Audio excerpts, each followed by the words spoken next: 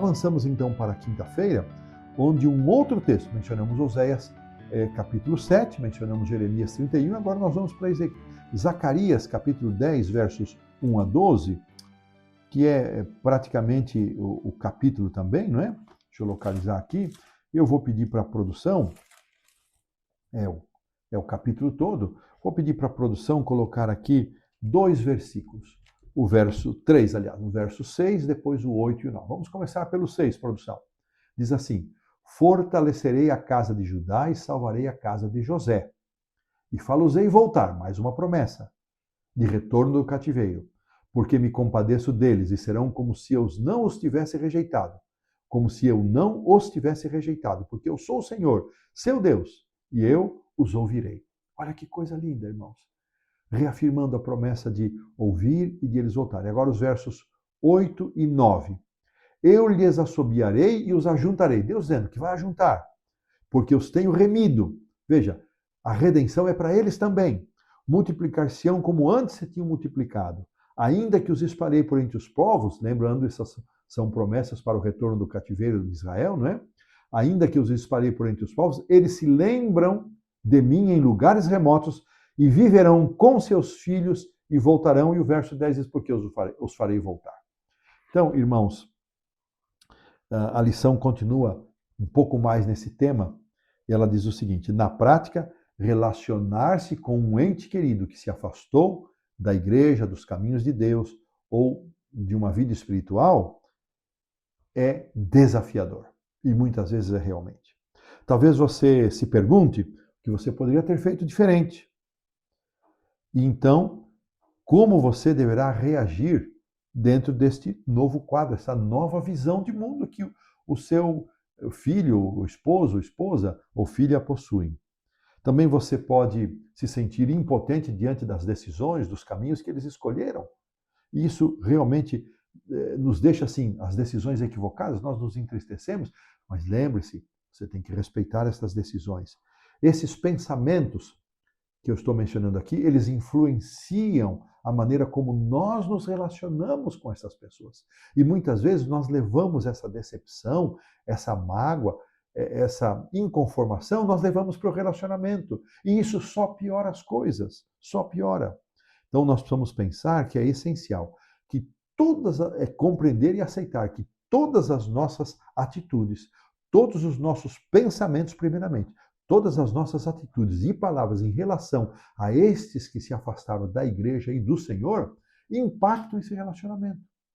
Irmãos, Deus tem uma obra para fazer no coração desses pais, destes cônjuges, esposo ou esposa, cujos cônjuges se afastaram do Senhor, para que nossos pensamentos, palavras e atitudes não piorem as coisas.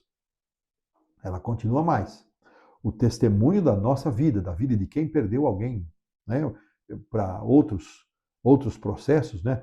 O testemunho da sua vida, das suas ações, das suas palavras e orações por seu cônjuge ou filho que se afastou, poderão transformar profundamente o futuro dessas pessoas. Entregue ao Senhor toda a sua tristeza. Eu gostei disso aqui. Você está triste porque o seu filho está longe, porque faz escolhas erradas, porque pisa na bola, porque não respeita nem as suas crenças?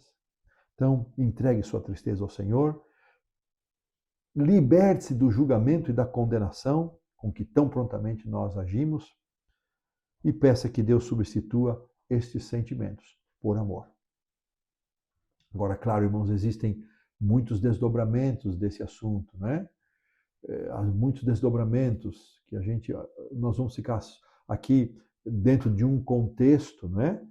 Apenas no plano espiritual. No plano espiritual, diferenças espirituais. Não estou falando de uma pessoa que tem um filho drogado em casa, esse é um assunto muito delicado, que rouba as coisas do pai, que quer impor costumes na casa do pai, que ferem o pai. Então, veja, isso é uma outra dimensão, que a lição não tocou, e eu também não vou tocar, mas eu reconheço que ela existe. Aqui, mais um pensamento de Ellen White, irmãos, de Ciência do Bom Viver, página 300, produção, por favor, que está aqui na lição da quinta-feira. Nenhuma influência que pode rodear a alma tem mais poder do que a de uma vida abnegada. O mais forte argumento em favor do Evangelho é um cristão que sabe amar e é amável. Então, a pergunta é, irmãos, será que nós somos amáveis? Sabemos amar aqueles que se afastaram, aqueles que nos magoam, que nos entristecem com suas escolhas? Às vezes até são filhos respeitosos, obedientes para algumas coisas, mas não se inclinam mais para as coisas espirituais. Nós temos que pedir ao Senhor que nos revista com o seu caráter, para que nós possamos desenvolver uma atitude amorosa e altruísta com esses filhos ou com esse cônjuge. Por meio do exemplo de uma vida coerente que aponta para Cristo. Aqueles que o rejeitaram ainda poderão enxergar em nós algo que os aproxime de Cristo novamente. Que pensamento! O amor de Deus por nós e pelos nossos amados não vacila, não vacila. Podemos oferecer aos outros esse amor que recebemos todos os dias de Deus. Irmãos, que estas palavras confortem você, pai, mãe, marido, esposa, que sofre pelo afastamento de filhos ou do seu cônjuge. Que Deus faça uma obra primeiramente no nosso coração e continue agindo no coração deles. E meus irmãos, não deixemos de orar, não deixemos de amar. E oremos para que Deus limpe o nosso coração de tristezas, mágoas, julgamentos e condenação. E que Deus nos dê o equilíbrio da firmeza devida com o amor equilibrados que represente a pessoa do Senhor Jesus. E dessa maneira colocamos um ponto final na lição da quinta-feira.